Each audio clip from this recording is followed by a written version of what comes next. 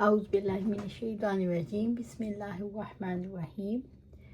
ابو ہریرہ سے مروی ہے کہ آپ صلی اللہ علیہ وآلہ وسلم نے فرمایا، 3 طرح کے آدمی ایسے ہیں جن سے قیامت کے دن اللہ سبحانہ تعالیٰ بات بھی نہیں کریں گے اور نہ ان کی طرف نظر اٹھا کر دیکھیں گے۔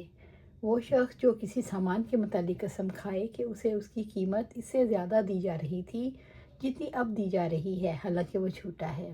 وہ شخص جس نے جھوٹی قسم اثر کے بعد اس لیے کھائی کہ اس کے ذریعے ایک مسلمان کے مال کو ہضم کر جائے۔ وہ شخص جو اپنی ضرورت سے بچے پانی سے کسی کو روکے، اللہ تعالیٰ فرمائے گا، آج میں اپنا فضل اسی طرح تمہیں نہیں دوں گا جس طرح تم نے ایک ایسی چیز کے فالتو حصے کو نہیں دیا تھا جسے خود تمہارے ہاتھوں نے بنایا بھی نہ تھا۔ علی نے کہا، ہم سے سفیان نے عمر سے کئی مرتبہ بیان کیا، انہوں نے ابو صالح سے سنا اور نبی صلی اللہ علیہ وسلم تک اس حدیث کو پہنچاتے تھے۔ حدیث میں بیان کردہ مضمون نمبر 3 سے ترجمہ باب نکلتا ہے، کیونکہ ضرورت سے زیادہ پانی روکنے پر یہ سزا ملی تو معلوم ہوا بقدر ضرورت اس کو روکنا جائز تھا اور وہ اس کا حق رکھتا تھا۔ بعض نے کہا، یہ جو فرمایا جو تیرا بنایا ہوا نہ تھا، اس سے معلوم ہوا اگر وہ پانی اس نے اپنی محنت سے نکالا ہو، جیسے کنواں کھودا ہو یا مشک میں بھر کر لایا ہو، تب وہ اس کا حقدار ہوتا ہے۔ اللہ اور اس کے رسول کے سوا کوئی اور چراگاہ محفوظ نہیں کر سکتا۔ آپ صلی اللہ علیہ وسلم نے فرمایا، چراگاہ اللہ اور اس کا رسول ہی محفوظ کر سکتا ہے۔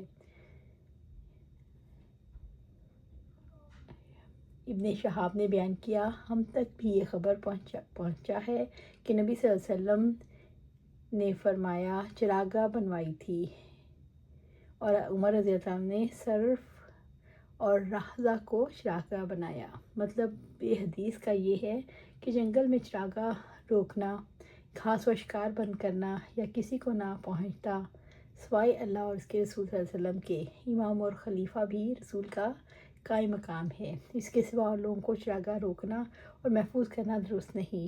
شافعی اور اہل حدیث کا یہی قول ہے۔ نکی ایک مقام ہے مدینہ سے 20 میل پر، اور صرف اور رہبزہ بھی مقاموں کے نام ہیں۔ نہروں میں سے آدمی اور جانور سب پانی پی سکتے ہیں۔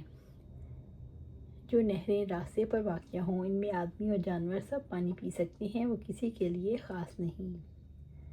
ابو صالح اور انہیں ابو ہریرہ رضی اللہ تعالیٰ عنہ نے بتایا کہ آپ صلی اللہ علیہ وسلم نے فرمایا، گھوڑا ایک شخص کے لیے باعث ثواب ہے، دوسرے کے لیے بچاؤ ہے اور تیسرے کے لیے وبال ہے۔ جس کے لیے گھوڑا اجر و ثواب ہے، وہ شخص ہے جو اللہ کی راہ کے لیے اس کو پالے۔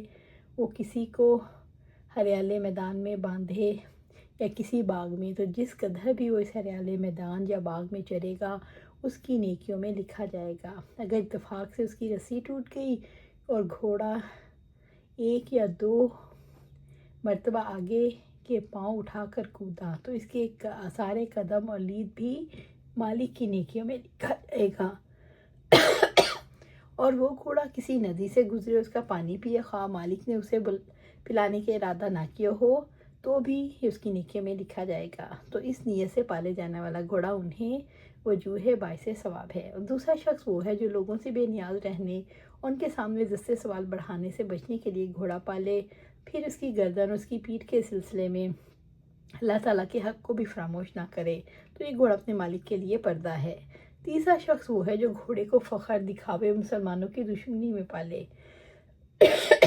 تو یہ گھوڑا اس کے لیے وبال ہے۔ آپ صلی اللہ علیہ وسلم سے گدھوں کے متعلق اعتراف کیا گیا تو آپ نے فرمایا، مجھے اس کے متعلق کوئی حکم وحی سے معلوم نہیں ہوا۔